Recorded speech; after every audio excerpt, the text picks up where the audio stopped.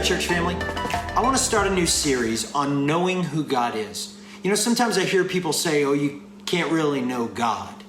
And while it is true that we'll never understand everything about God with our finite minds, we can know him. And Psalm 139 gives us a great picture of God's power. As Pastor John has mentioned before, knowing the names of God will help you in great detail know who he is. But there are 4 words that many of us maybe have heard before that give us an overview of God's wonderful and awesome power. They are omniscience, omnipresence, omnipotence, and omnibenevolence. And today I want to start the series with omniscience. That is, God knows all.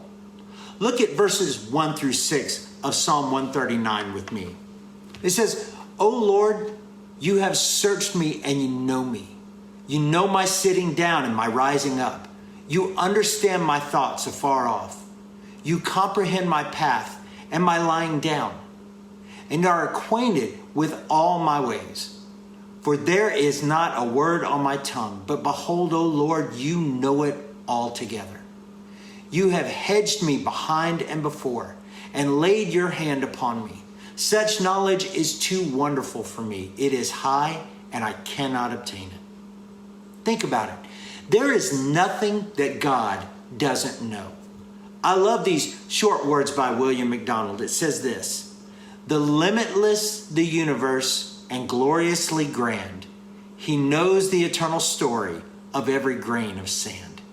He has knowledge of every individual life. There are 7.8 billion people in the world, and yet God is intimately acquainted with each one.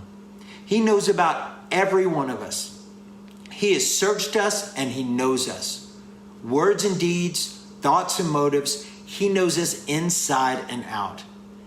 And verse 3 shows us that he keeps a constant watch over us. Nothing we do is hidden from him. He knows what we're going to say even before we say it. And that means everything that we have said, everything that we are saying, and everything that we will say in the future is completely open to him. And because his knowledge of us is so inconceivably absolute, he guards us before and behind. His hand is always laid upon us, protecting us. Hebrews chapter 4, verse 13 tells us, there is no creature hidden from his sight, but all things are naked and open to the eyes of him to whom we must give account. And I love how David closes this section of scripture. Verse 6 truly lets us know where we are because God's infinite knowledge boggles the mind. Our human brains strain under the weight of the idea. It is too much for us to comprehend. But when we come to the edge of our capacity to understand and can go no further, we can know. We can know the one who knows more. And we can still bow and worship at the immensity of the knowledge of God. It's just awesome. Well, God bless you, church family. We'll see you very soon.